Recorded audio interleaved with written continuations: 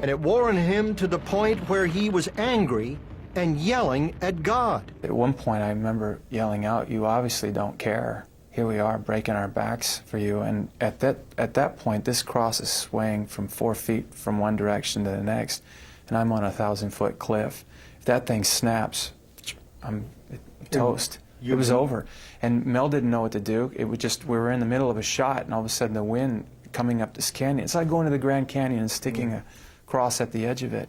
It's all cemented in, and you know, you think you're safe, but then when those winds go, it's going back and teetering back and forth. And the hypothermia was horrendous. You're itching all over the place. I had a shoulder separation, if you've ever gone through one of those. And I thought, well, we got it. And then the next day, we watched the film, and it looked great and whatnot. And Mel says, "We can't use it." And I said, "What do you mean we can't use it?"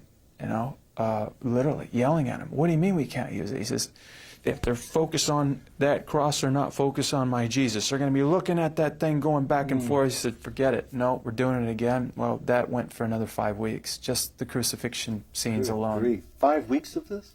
Just for the crucifixion scenes. That Jesus was so disfigured, and he was beaten and bruised so much that he was hardly recognizable as a person. We didn't even go there. We didn't even go to the full, what we read and what you're reading right there. We wanted people to get the visceral reaction of, he's still human, you still see him, and keep them both, because there's something about how it can be so repulsive and so much that you kind of shut off.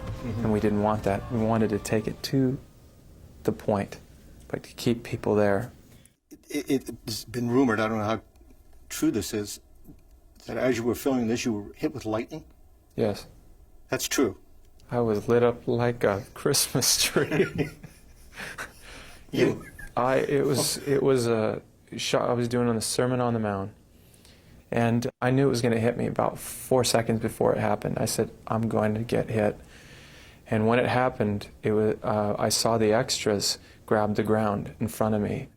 What they saw was fire coming out the right and left side of my head, and an illumination around the whole body. And Mel, during the shot, they said, "Do you have it on camera?" Actually, what happened was he said action, and as the camera's panning, coming to me, right around here is where this light just generated. When he came, by the time he got to me, I hear Mel screaming out, you know, "What the heck happened to his hair?" I mean, I look like I went to see Don King's hairstylist. 5 minutes after I got hit, Jan Michelini, an assistant, walks over and says, "Are you okay?" Then he got hit, and I said the difference was that they saw the bolt come down and hit Jan. They didn't see that when I was standing there. And all I felt was this like a giant, tremendous slap on my ears and about 8 seconds of like a pink-red static in front of my eyes. You had a literal miracle in the set. I mean, what do you attribute? I mean, you could have died. People get hit with lightning playing golf and they die. Yeah, or get incinerated. Jan, but the hairiest thing about it is Jan, who came up to me, had already been hit. And I mean, 3 lightning strikes on one film, one guy getting hit twice, and me getting hit, obviously, the one time, but, and there were a lot of miracles. Other than that, kind of a miracle. You mean on the set? Well, you know, one of the guys was a Muslim on the film. One of the guards that beat me converted.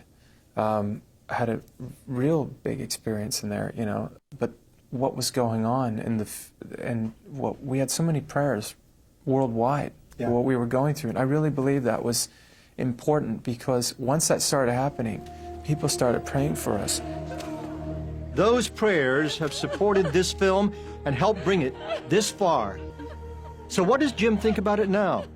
Where does this film sit with those who understand what it took to make this movie?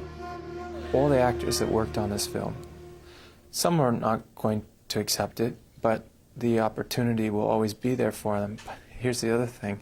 It will stay with them the rest of their lives. Yeah. People are always going to come up to them. They'll always ask them about the movie they were in. it will always haunt them. What do you think it's going to do to your career? And if it did blow it out of the water? Right. This is what I feel. I believe I was called to play this role. I always felt in my heart, I didn't know if I was the right guy. Maybe he doesn't always choose the best, but he chose me, and I had an opportunity to say yes. And so I said yes. And so when I look out to all my fellow Americans and people in the world, I say to them, I want you to go out into this public and shamelessly express your faith in public. And that's what I've done here. And I can let it rest as it is.